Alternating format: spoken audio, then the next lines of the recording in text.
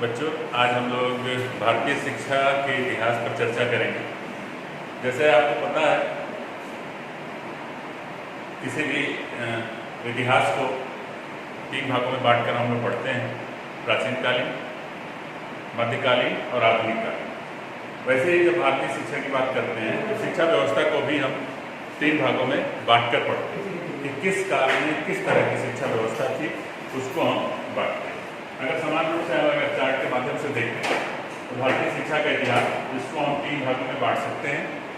पहला है प्राचीन भारतीय शिक्षा, दूसरा मध्यकालीन शिक्षा व्यवस्था, तीसरा जो है आधुनिक कालीन शिक्षा व्यवस्था।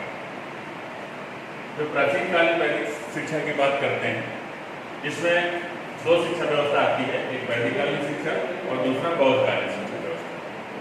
प्राचीनकालीन शिक्षा व्यवस्था, जिसमें वैदिकालीन शिक्षा की व्यवस्था आती है, वेदों की रचना से लेकर बौद्ध धर्म के उदय तक के बीच का जो समय कहा जाता है, वो वैदिकालीन शिक्षा व्यवस्था के अंतर्गत आता है।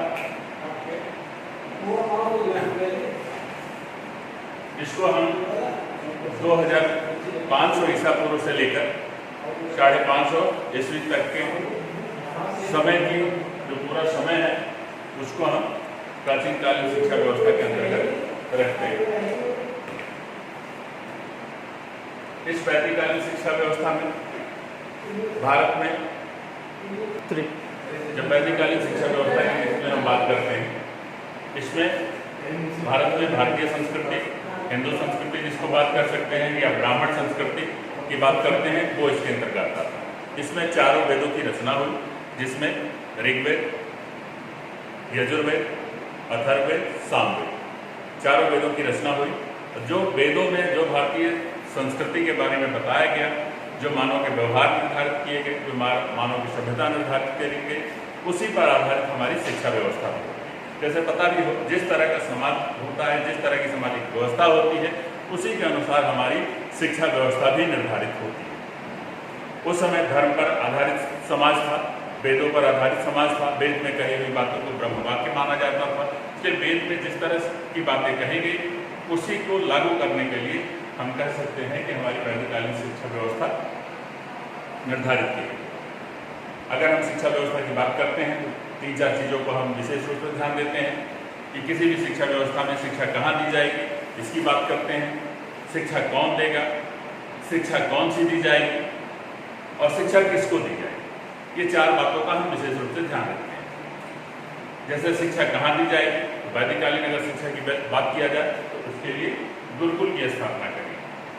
शिक्षा कौन देगा, इसके लिए आचार्य या गुरु की व्यवस्था थी, या आचार्य जो गुरुकुल बनाते थे, उसके आचार्य को हम गुरु कह सकते हैं, आचार्य कह सकते हैं। और जो पाठ्यक्रम निर्धारित था, वो वेदों पर आधारित पाठ्यक्रम था। पाठ्यक्रम को भी 2 भागों में बांट के किया गया था, एक पराविद्या और एक अपराविद्या। पराविद्या जिसको आध्यात्मिक विद्या कह सकते हैं, जिसमें हम धार्मिक शिक्षा व्यवस्था की बात करते हैं। धार्मिक शिक्षा जिसमें देते थे, वेद, पुराण, उपनिषद, ये सब की जो शिक्षा व्यवस्था दी जाती थी, वो धार्मिक विद्या के अंतर्गत आती थी। अपरा विद्या जो भौतिक विद्या है, चाहे आपको किसी व्यवसाय की शिक्षा दी जा रही हो, शस्त्र विद्या दी जा रही हो, या आप पशुपालन की बात कर सकते हो, तो प्राचीनकालीन शिक्षा व्यवस्था के अंतर्गत ये सब चीज़ें आती थी। और शिक्षा किसको दी जाती थी? शिष्य, जिसको हम ब्रह्मचारी कहते हैं। फिर वैदिककालीन शिक्षा व्यवस्था धीरे धीरे अपने चरम पर पहुंची। फिर उसमें तमाम तरह की बुराइयाँ, यज्ञ, पूजा पाठ, कर्मकांड, यज्ञ बलि, तमाम तरह की जो सामाजिक बुराइयाँ आ गई। जो पहले समाज कर्म पर आधारित समाज था, वो धीरे धीरे जन्म पर आधारित हो गया। जो बना हुआ था ब्राह्मण, क्षत्रिय, वैश्य, शूद्र, ये 4 चीज़ें जो पहले कर्म के आधार पर बने थे, बाद में जन्म के आधार पर हो गए।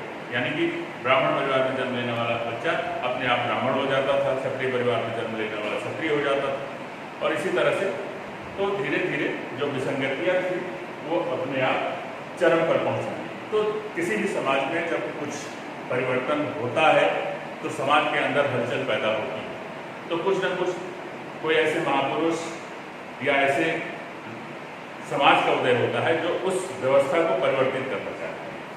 तो इसी में महात्मा बुद्ध का जन्म होता है, उनको ये सारी सामाजिक व्यवस्थाएं जो परंपराएं निर्धारित थी वो सही नहीं लगी, इसलिए उन्होंने उस व्यवस्था में परिवर्तन की बात की। तो उन्होंने जो अपने सिद्धांत दिए, जो अपनी विचारधाराएं बताई, वही आगे चलकर बौद्ध धर्म से संबंधित मानी गई और जो शिक्षा व्यवस्था चली वो बौद्ध शिक्षा के नाम से जानी गई। बौद्ध शिक्षा में भी शिक्षा कहाँ दी जाती थी? मठ और बिहार में बौद्ध भिक्षुओं का रहन सहन होता था, मठ और बिहार में शिक्षा दी जाती थी। इसके बाद जब बौद्ध धर्म भारत में अपने चरम पर पहुंचा, लेकिन अहिंसावादी धर्म होने के कारण अगर सबसे बड़ा कहा दिया जाए कि अगर भारतीय समाज पर जिसकी सबसे ज़्यादा बुराई थी अहिंसावादी व्यवस्था अपनाने के कारण, क्या हुआ कि बाहर से आक्रमणकारी भारत पर लगातार आक्रमण करने लगे, हमारे राज्य कमजोर होने लगे, क्योंकि अहिंसावादी धर्म होने के कारण जो भी सम्राट थे, जैसे अगर सम्राट अशोक की ही बात कर लीजिए तो उन्होंने बौद्ध धर्म जब से स्वीकार किया उसके बाद से उन्होंने अहिंसा अपना ली। तो अहिंसा के कारण सेनाएं रखना बंद कर दिया गया, तो बाहर से आक्रमण अपने आप तेजी से शुरू हो गया।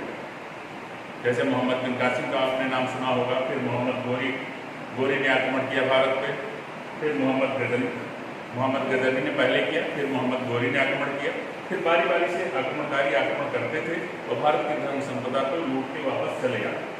लेकिन इस व्यवस्था में परिवर्तन आना तब शुरू हुआ जब मोहम्मद गोरी ने भारत पर आक्रमण किया। मोहम्मद गोरी ने भारत पर आक्रमण करने के बाद उसको लगा कि यहाँ पर हमको शासन करना चाहिए, उसने अपने गुलाम को यहाँ पर सत्ता सौंप के अपने देश वापस चला गया। तो मुस्लिम कालीन शिक्षा व्यवस्था जितने समय तक मुस्लिम शासक भारत पर पूर्ण रूप से शासन किया और जिन्होंने जो अपनी शिक्षा व्यवस्था को या अपनी शासन व्यवस्था को सुदृढ़ करने के लिए भारत में जिस शिक्षा व्यवस्था का प्रचार प्रसार किया उसको मुस्लिम कालीन शिक्षा व्यवस्था की जाती थी। यह शिक्षा मकतब और मदरसों में दी जाती थी, प्रारंभिक शिक्षा मकतब दी जाती थी और उच्च शिक्षा की जिसकी बात किया जाता था वो मदरसे में दिया जाता था। मकतब और मदरसे के माध्यम से भारत में इस्लाम धर्म का प्रचार प्रसार किया गया और यह शिक्षा व्यवस्था तब तक चलती रही जब तक भारत पर ईस्ट इंडिया कंपनी या विदेशी कंपनियों का आगमन शुरू नहीं। तो ये जब ईस्ट इंडिया कंपनी का उदय होता है तब से लेकर स्वतंत्रता तक जो व्यवस्था भारत में जिस शिक्षा व्यवस्था जो चल रही थी वो आधुनिक काल की शिक्षा व्यवस्था के अंतर्गत आती है। इसको हम दो भाग में बांटते हैं, स्वतंत्रता से पूर्व, स्वतंत्रता के पश्चात। तो स्वतंत्रता के पूर्व में आप कह सकते हो कई कुछ मुख्य चीज़ें आई, जैसे हंटर कमीशन की बात आती है, विश्वविद्यालय आयोग की बात आती है, बोर्ड डिस्पैच की बात आती है, मैकाले मिनट की बात आती है। सब समयानुसार बारी बारी से इसमें जो शिक्षा व्यवस्था में इन्होंने परिवर्तन किया उसको इसके अंतर्गत शामिल करते हैं। और स्वतंत्रता के बाद की बात हम करते हैं तो सबसे पहले जब भारत स्वतंत्र हुआ तो सबसे पहले विश्वविद्यालय आयोग का गठन किया गया, जिसको राधाकृष्णन आयोग भी कहते हैं। उसके बाद माध्यमिक शिक्षा में सुधार करने के लिए मुदारियत शिक्षा आयोग का गठन किया गया। मुदारियत के बाद एक राष्ट्रीय शिक्षा नीति बनाने के लिए राष्ट्रीय शिक्षा आयोग बनाया गया, जिसको हम कोठारी आयोग के नाम से जानते हैं। कोठारी आयोग बनने के बाद फिर प्रथम राष्ट्रीय शिक्षा नीति बनाई गई, फिर नई राष्ट्रीय शिक्षा नीति राजीव गांधी के शासनकाल में बनाई गई और फिर समयानुसार शिक्षा व्यवस्था में परिवर्तन किया जाता रहा। और जैसे कि आपको पता होगा कल ही एक नई शिक्षा नीति 2020 जारी की गई है। तो समयानुसार इस शिक्षा व्यवस्था में परिवर्तन होते रहे हैं और जिस काल में जिस तरह की शिक्षा व्यवस्था रही है उसको हम क्रमानुसार विधिवत उसकी चर्चा करेंगे बारी बारी। अगले लेक्चर में हम लोग वैदिक कालीन शिक्षा व्यवस्था पर चर्चा करेंगे।